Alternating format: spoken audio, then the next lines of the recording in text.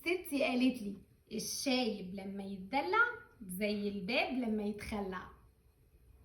المثل ده بيتقال على الناس اللي لما بتكبر وتبقى يعني متصابية او بتعمل حاجات يعني مش مناسبة قوي مع سنها، فكانوا يتريقوا ويقولك ايه ده عامل زي الباب المخلع.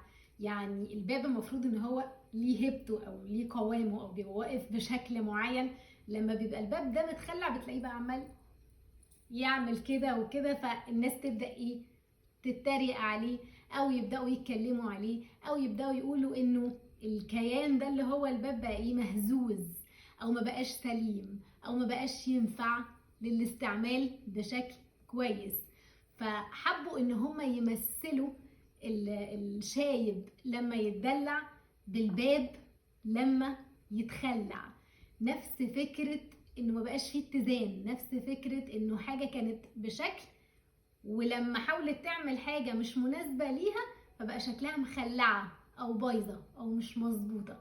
من اكتر الامثال المشهورة جدا جدا جدا هي الشايب لما يتدلع يبقى زي الباب لما يتخلع.